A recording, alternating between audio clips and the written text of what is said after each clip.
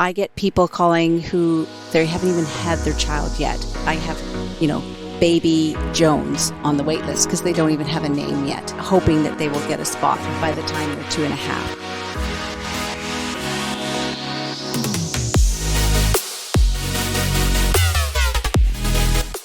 Welcome to the Rising Economy podcast, produced by South Island Prosperity Partnership. This series features leading thinkers and change makers giving bold insights about the key concerns of our time. This ranges from economic trends to workforce changes, the housing crisis, and the factors impacting cities and our region.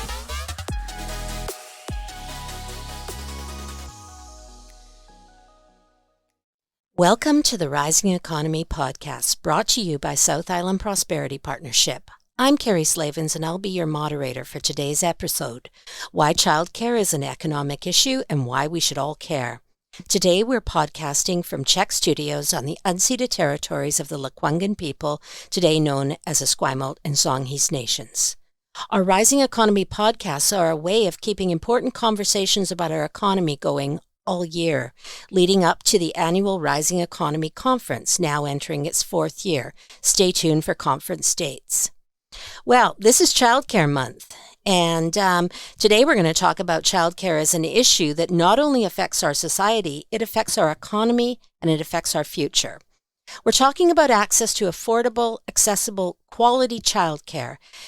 While childcare is often considered a family issue, in fact, studies show it's the second highest expense after housing for BC families. So that's pretty huge, and the gaps and shortages in the system are having major impacts on childcare providers, business owners, communities, and the economy.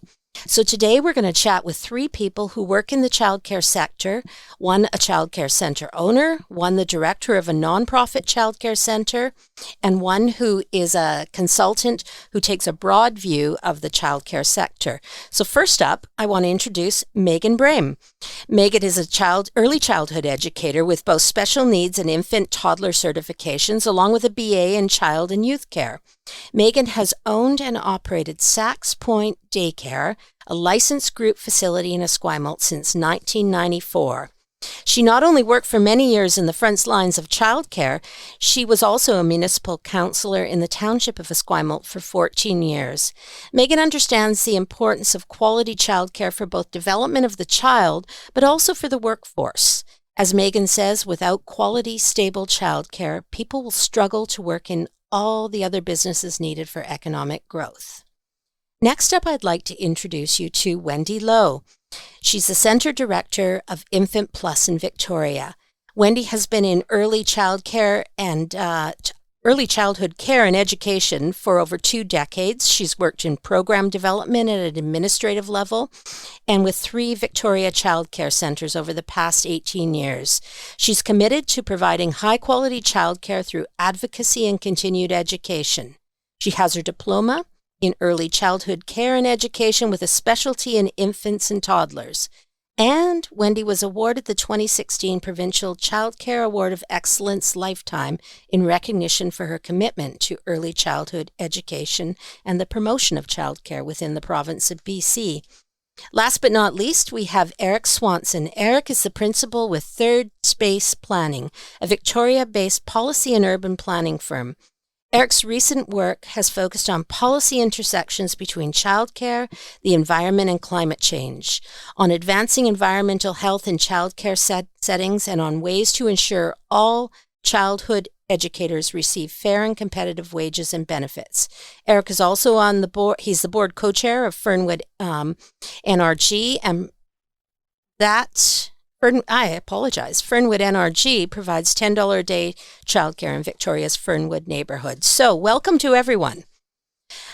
My first question, many parents of children ranging from infants to preschoolers know the anxiety of trying to secure quality, affordable childcare. So I want to ask all of you to start with an overview. What is the current situation in Greater Victoria in terms of wait lists and shortages? What are we facing? What are you seeing? I'm going to start with you, Meagan. Basically, I'm hearing from parents, 2 or 3 parents a day right now. They want a spot for September. And unfortunately, I'm full already. I filled all my spots for September in March. Wow. I get people calling who they haven't even had their child yet, and they're putting them. I have, baby Jones on the wait list because they don't even have a name yet, hoping that they will get a spot by the time they're 2.5. So it's a fight. There are people that are desperately looking for care, and it's even harder for children with inclusion needs, like children with support needs struggle even more so to try and find a space. That's incredible. And of course, that brings a lot of anxiety to parents. And it probably puts a lot of pressure on the childcare providers, too. You're fielding calls and managing wait lists. Wendy, let me ask you for your overview. What are you seeing out there in terms of the need right now, shortages? What issues are we facing? I feel the same as Meagan when it comes to, I echo her thoughts around, people some people say we're the second to first call after they find out they've had, that they're pregnant. And it's sad really that they haven't even met their babes yet. And they have to, talk about anxiety, think about putting them in a place that they don't even know their child yet. Like, to contemplate that, to me, is quite anxiety inducing. And yes, our center offers under threes care, but predominantly that is another kind of hurdle for families, because there just isn't that many spaces that offer that specialized care of under three. Wow. And Eric, you're coming in, you work in policy areas and policy intersections. What are you seeing? Can you give us the broad overview of the issues we're facing and what the scenario is out there right now? Well, I can just echo Meagan and Wendy. The situation is a chronic and continuing shortage of capacity, as BC strives to build out a universal system. The vision is right, access for everyone that's affordable and high quality, but it's taking a while to get there. And so we still have a lot of desperate families. For example, in Fernwood, we don't even advertise a wait list anymore. We've got a wait pool. And so the chronic shortage persists. Okay. Now I'll stay with you for a minute, Eric. What factors are actually combining to create this situation, including the things many people in the general public wouldn't think about? What's causing this? Well, we've had a lack of a system for the entire history of Canada. And so it's been over 50 years since the Royal Commission on the Status of Women first recommended universal childcare as a way to ensure that all women can fully and equally participate in all aspects of Canadian society. 50th anniversary of that was 2020. And so here we are, starting a few years ago with the federal and the provincial governments for the first time aligning on a commitment to build a universal childcare system. And so we're just getting started. The demand has always been there. You can see that over the past few years, the demand is starting to increase as people have become familiar with the promise of universal $10 a day childcare and are starting to rearrange their family plans, kind of with that expectation in mind. Also, the cost of living has increased. We're all familiar with the housing crisis, with inflation. When things cost more, you need more income. And to earn more income with a young family, you need care. And so that has increased demand as well. And so the need has always been there. It's arguably more acute now than ever. As we seek to build out the system. Okay, great. And Meagan, so you own your own child care center, and you've been a municipal councillor, so you probably heard from people in the community over time. What's your feeling? How did we get here? Were there warning signs that we weren't listening to when we should have been, or was the child care sector just not taken seriously enough? Yeah, I think one of our biggest issues is there are people that have their early childhood education and they left the field in droves. They were underpaid, overworked, underappreciated. Teachers, you always hear rah teachers, like even during COVID, it was like, oh, the teachers are working. Oh, fabulous. There's many centers like me. I was open all through COVID. I didn't shut down a day. And people forget that, we are a vital link as well. So ECEs just left. They could get paid more working in the government. They could get paid more, doing something else. So people left. There's very few people out there that have been in the field for like the length of time, like 35 years. I've worked frontline childcare. So it's people, the younger people, they come in, they use it as a stepping stone to take their child in youth care and go work in the school system or something. So our biggest problem with spaces is we don't have the educators. Okay, that's good. And Wendy, you're in charge of a nonprofit childcare center, and you are, like the other two, an advocate for the childcare sector. What forces combine to get us to the point where people are desperate to get on wait lists or into wait pools for quality childcare centers? Well, I do think, the need has always been there, but again, with the cost of living and, the high cost of rent and housing, it's not a luxury to have a 2-income family anymore. It's a necessity. So I think I've seen it. I mean, I started in the early 90s, and I have seen, there was kind of a time where I was looking for people. Like, I had a wait list, but there was people for finding spaces, and it just wasn't this dire as it has been in the last, I would say, 10 years that I've been doing this. And again, being part of even creating the new spaces and taking advantage of the funding, the capital funding that was out there, and that we did that, we still created, it's a drop in the bucket, but it's still, 24 new spaces were created, and we're still finding that people, I do think the educator piece is part of it. Like Meagan said, that it's just sometimes just really hard to find the educators with the suitable amount of education and that can work in the facilities, depending on the programs offered, whether it's under 3s or 3 to 5 or inclusion programs. Right. And I'm wondering if one of you can tell me, are some parts of our region, Greater Victoria, more affected by this than others?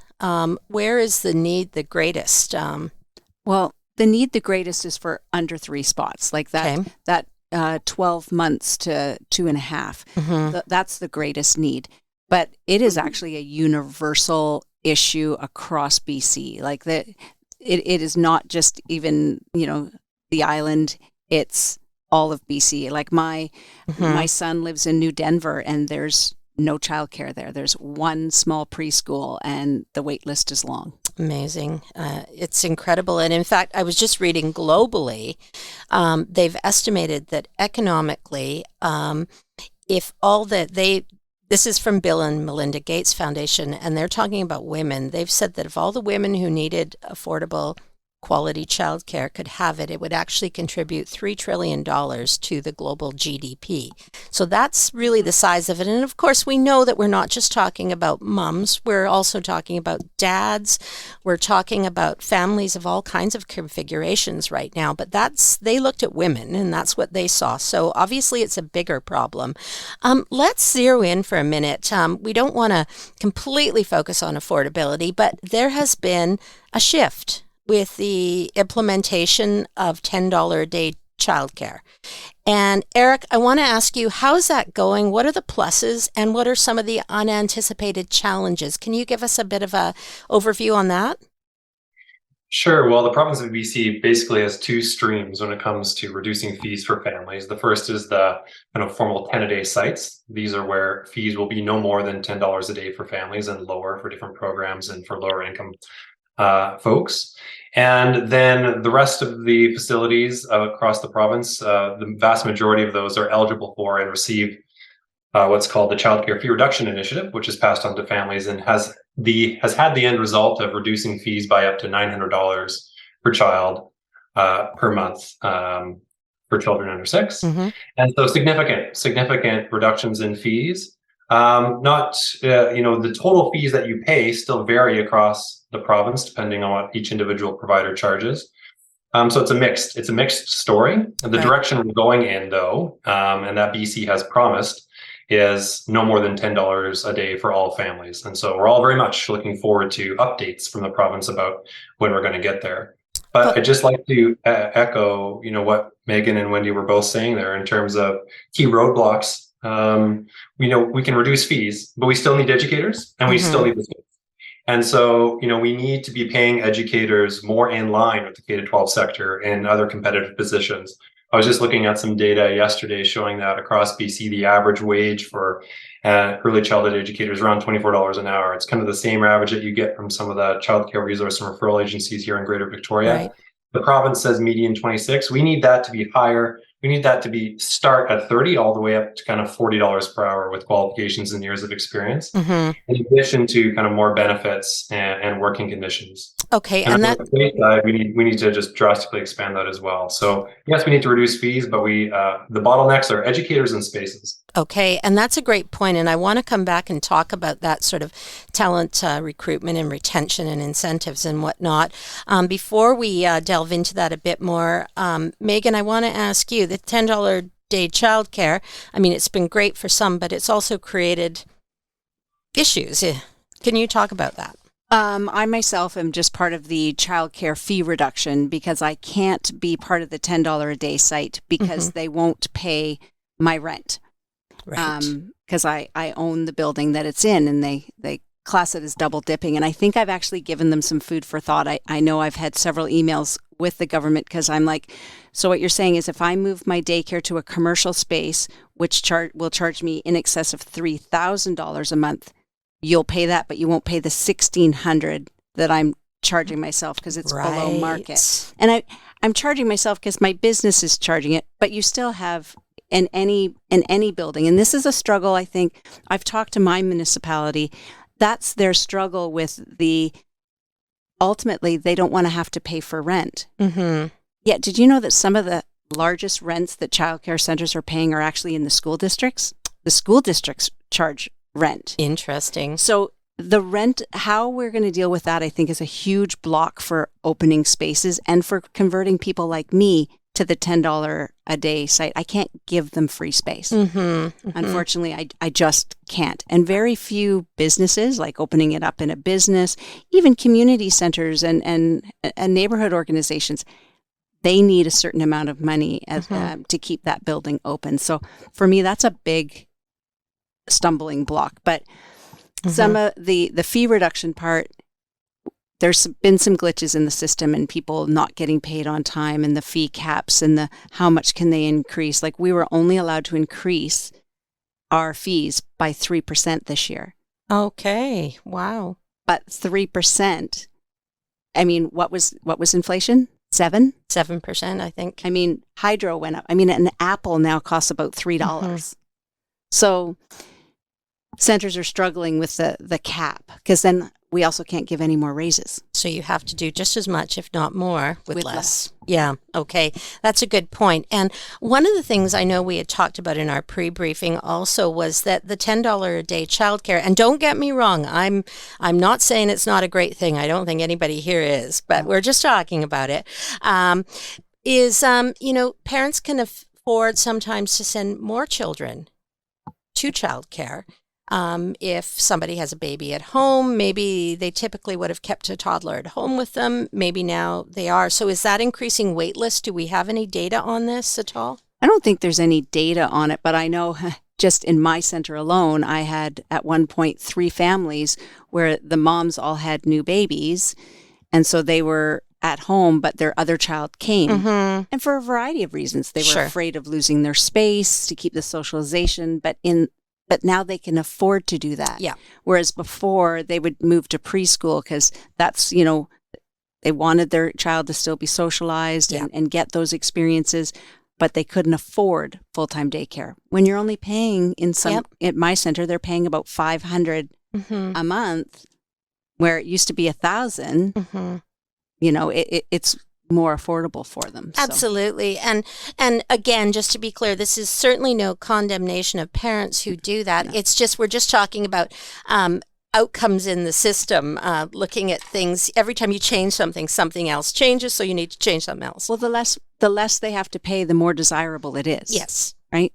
more Yes. people will take advantage. Mm-hmm. And the key way out of that, as you were saying, Kerry, you're suggesting, isn't to blame or critique individual families for the choices they're making in a desperate situation of scarcity. Sure. The path is to build a universal system of full coverage with more than enough supply of spaces. And so we know that's the mission, and we know the big bottlenecks are recruiting and retaining professional educators and building the spaces. And so I think that's kind of what we need to keep our eye on in terms of unlocking these amazing economic and other benefits of providing childcare to all of our families and citizens that you were kind of hinting at earlier. That's a great point. And Wendy, let's get you in here. You are a $10 a day childcare center, I understand. How Yes, we are. could you talk about how this is what you're seeing out there? How's it impacted your center? What are you seeing in terms of how parents are embracing this?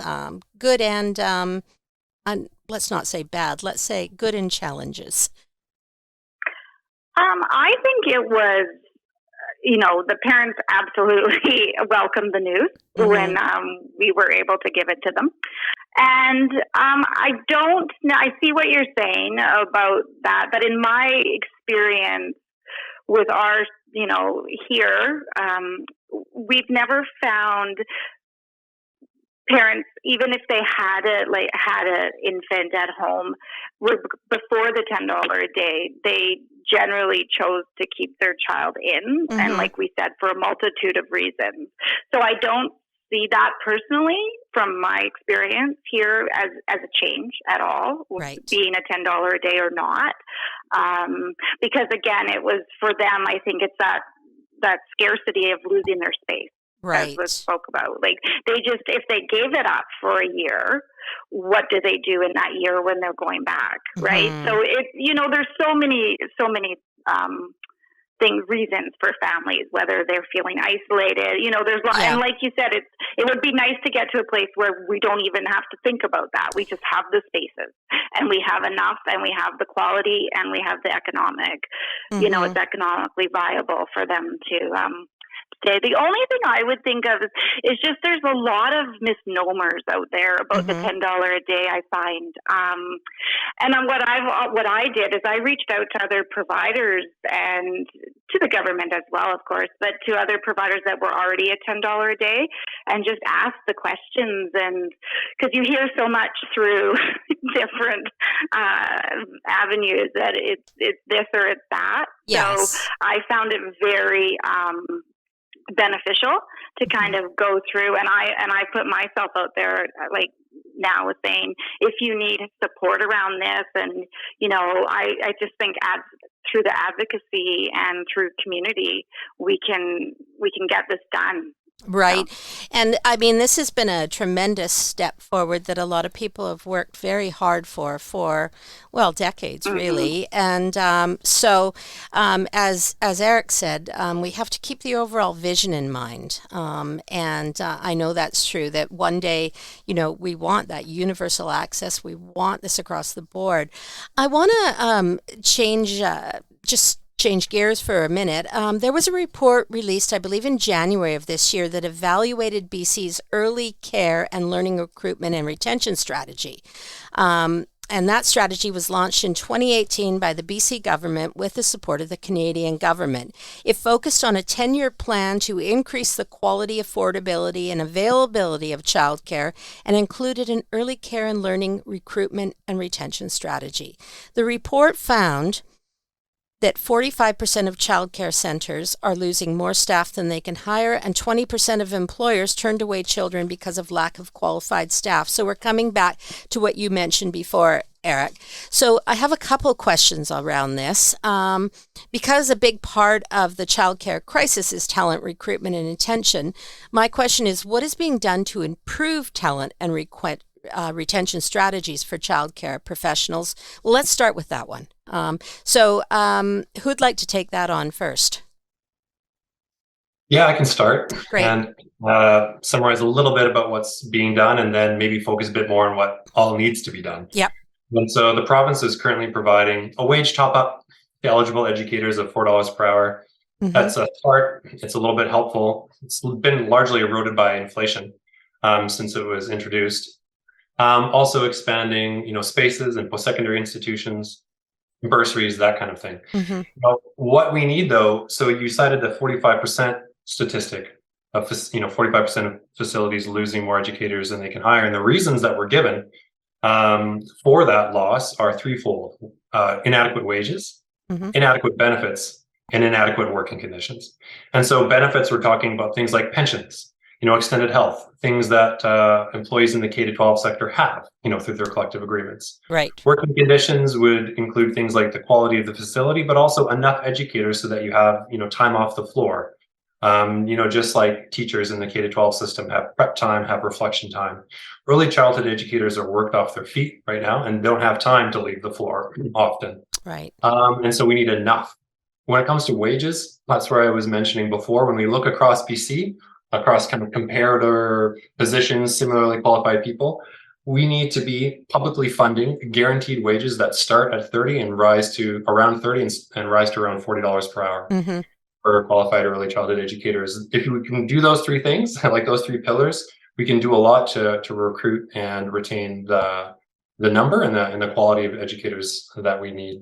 And I'm sorry, what is the average wage right now? Did I hear 24? There are different sources for that. And so the province is reporting a median of $26 per hour. I'm not actually sure whether that includes supervisory positions. I just saw some data yesterday that I'm unable to reveal the source of, but around $24 per hour, which is consistent from what we're seeing in Greater Victoria from the Childcare Resource and Referral kind of surveys that they send out. Right. So we're 24 maybe for an average right now, but we need to be starting at 30, again climbing close to 40. So we need a big move from the province on this one. Meagan and Wendy, do you want to weigh in on that? Well, for me, it goes back to when Eric was talking about the work environment. We all have minimum ratios like that, it's a 1 to 4 for an infant toddler. It's 1 to 8 for a 3 to 5 year old. But with all of it, we want quality programs. None of us want to skimp out on programming. No. But what it is we're doing documentations and learning stories and observations of the children, because we're also getting a lot more children with support needs that are unsupported. So we're literally working, in some cases, 9 hours a day without breaks. And yet we still have to do the paperwork aspect. God help you if you're sick, because there are no subs. There's no, it used to be years ago, there was actually an organization where you could call and hire a sub. That is the unicorn right now. So we've got that. People are struggling they have to come into work when they're sick, or you have to shut down part of your program because somebody's sick. This is why some centers are choosing, much like the schools do, 1 week at Christmas they close, 1 week at spring break they close, 1 week at summer they close, because they're then guaranteed at least some time off. Yes, exactly, because the burnout rate sounds like it's super high. Ideally, you would have those minimum ratios, but then you would have one extra, whether it be the manager as an extra person that can then fill in when somebody's sick or on holidays, relieve them so that they could have a lunch break, so that they could do some, do a documentation, a learning story, a pedagogical narration, however you want to describe it. Right now, they're cramming that in while the kids are napping, or they're doing it at home, and we shouldn't have to do our work while we're in our off time with our families. No, and I think anybody who works regularly with children or as a parent knows that these little kids, they're exhausting. It takes a lot of mental energy to be aware of their needs and fulfill their needs, and it's physically tiring too, isn't it? Wendy, let's talk to you about this. What are you seeing in terms of, is burnout a factor, and are you agreeing that the wages need to come up and quite significantly? Yes, I definitely agree with the wages coming up. I do feel fortunate that, we've been able, and I have been able in my career to work in quality places that did over ratio. But the caveat for that was always well, we didn't maybe make the highest wages, right? So one thing, so yes, we could have 3, like what Meagan spoke to about the over ratio. But it was also, like I said, with the caveat of, well, maybe we just don't make the higher wages. And I was always saying we need both. We shouldn't, it's not one or the other. And I do feel, yes, the wages need to go up, but I do feel with the implementation of the wage enhancement, that has helped for sure. But the quality, yes, absolutely, of the workplace, being able to offer all of those things. And, I mean, within the practice here, I just see, the ability. Educators are they're raring to go. They want to do all these things. They're doing Pro-D, and just that we need the time for it. Like I've always said, at least now, for instance, first aid, we need to take first aid as a prerequisite. And that was only ever offered at nights or the weekend.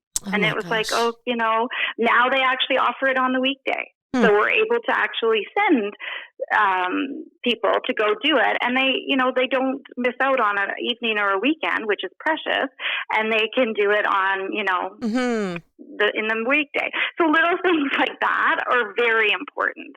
And I do echo about the pension. That is the one thing in my career where that's ever had me contemplating leaving. It's because it's just, that lack of, we've always had benefits extended and all of that, but it was the pension piece that I think would be so incredible. Well, I think these are all good points, and I can't help but think, of course, I think the vast majority of people working in early childhood care are female. There's a whole can we talk about this as a gender-based issue as well? Or should we talk about it as a gender-based issue? All right. I will say that I have had a male staff member in my center pretty much every year for close to 20 years. Right. The last 5, I'm not going to lie, it's my son. Hey, go get your ECE. Good move, Mom. But I actually even have a student right now that's a male student. Yes. So they are coming, but I had one that left the program, or he came and he checked it out, and he worked for me as an assistant for a while, and he says, I will never go into this field because, and this was 15 years ago, but he's like, I need to be able to support my family, and I can't do that on this wage. Right. Okay. That's interesting. Eric, thoughts? Yeah, I think it's unquestionably, a gendered issue. I believe the evidence shows that this profession, along with other caring professions, have been undervalued. There's been an idea going back, decades that, the women working in this field should just enjoy the time with the children, and, it's what they naturally do, blah, blah, blah, bunch of garbage. And so just like long-term care, just like other caring professions, this profession has been historically undervalued, and we need to correct that right now.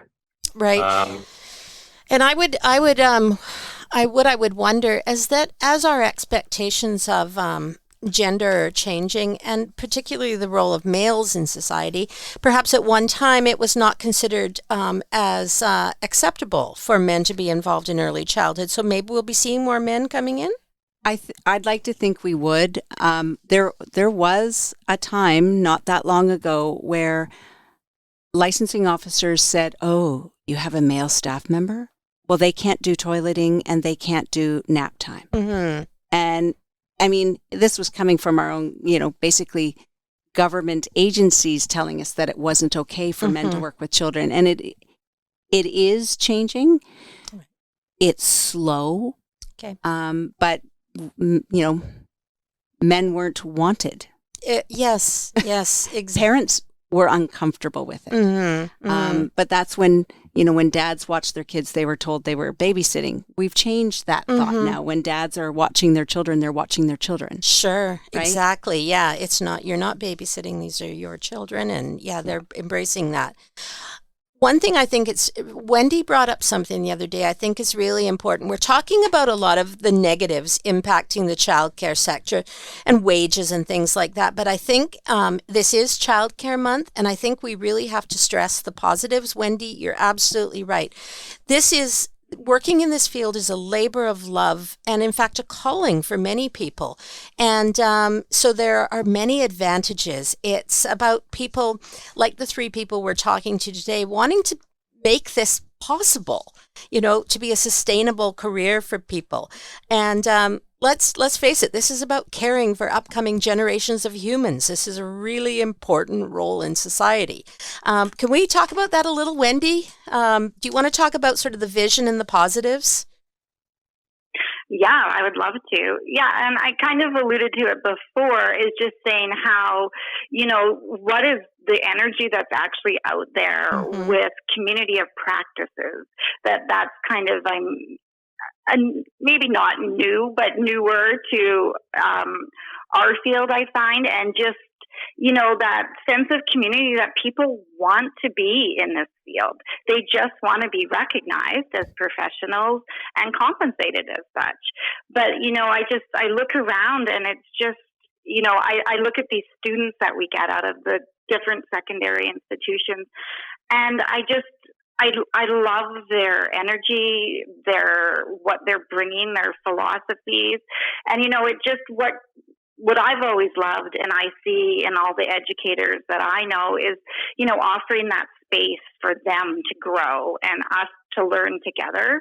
And so many people that I work with and know in the field, this is a lifelong journey. We're not done. We're never done learning, and we learn from our families and children. So the opportunities are abundant. And that's what as you can probably hear in my voice, I get more excited about talking about it. And just that, that sense of community and the importance of it, and just being able to provide that for educators and families and students and children. So there is so many benefits to it, but also, again, just being seen as the professionals that we are. Absolutely. And my hat's off to all of you, really, for your involvement in this. I mean, I'm serious that I consider this one of the most important professions in our society, helping to raise and, take good care of the next generations of humans coming up. Very quick question. We're coming down to the end, but I want to squeeze this in.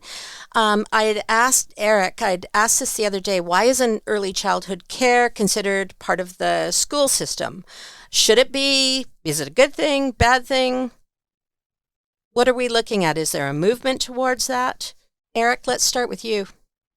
That's been the commitment that BC has made to integrate early learning and childcare into kind of the education system, starting with the move to the Ministry of Education and Childcare now. Right. And so the vision of advocates and, hopefully if we're interpreting the province correctly, the vision of the province as well, is to fully integrate it, so that it's a continuum of care. Right. From the very early years all the way to graduation, from high school. Okay. That's the kind of universal integrated system all families in BC, I think, deserve and we need.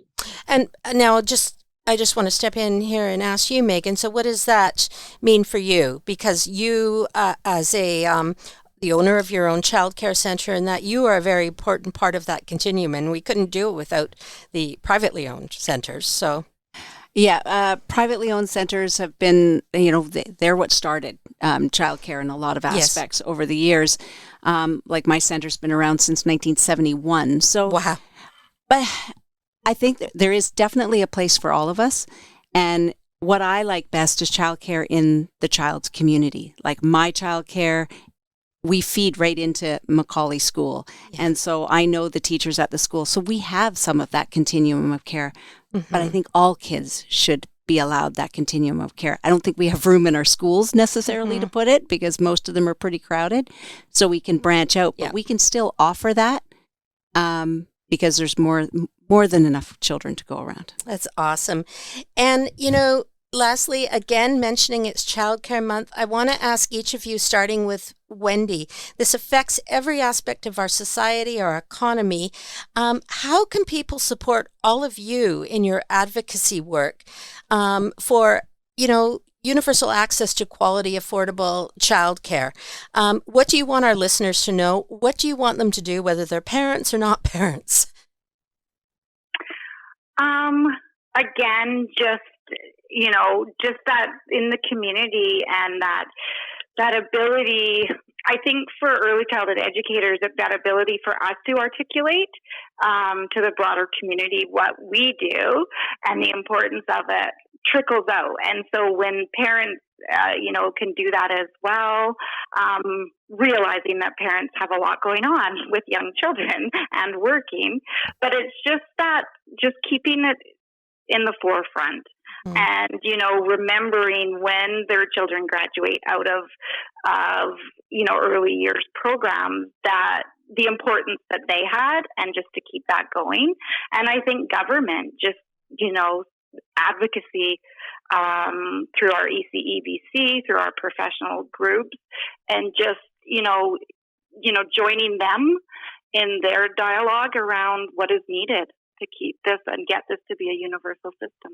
Okay, Meagan, very briefly. I don't have much more to add except just make sure, I just want more people to recognize childcare as what we are: teachers, we are educators, and that will help us with retention, that will help us with a quality program, because if you feel respected, you work harder at your job. Exactly. Eric, any last thoughts on that? A couple to add to those great suggestions. If you are interacting with your representative, let them know that educators need to be supported with higher wages, benefits, working conditions. And the 10-a-day vision and plan came from community. And so the advocates that have been championing that can be found at 10aday.ca. And so if you're looking to get involved with an organization or support someone, 10aday.ca. Okay, that's awesome. Well, unfortunately, that's all the time we have for today. I could talk to the three of you for a lot longer. I want to thank Wendy Lowe. I want to thank Eric and Meagan Brame. And I'm going to turn it over to our producer for this episode, Ben Wegg, who you may hear on upcoming podcasts. And he's going to tell us what's coming up in the next few weeks and where you can listen to this podcast. Thanks, Kerry. So in our next podcast at the end of May, we'll be in Czech Studios talking about ChatGPT and its economic impact and whether it's really going to change everything. And then we're going to look at the advantages and myths around 15-minute cities. Find out more at southislandprosperity.ca. Thanks for being with us today. You can listen to the Rising Economy podcast on Czech's podcast network or anywhere you tune into your favorite podcasts. Thanks, everybody. And I won't say hug your childcare provider, but we take apples to teachers. Do something nice for your childcare provider. They're great. Have a good day, everyone.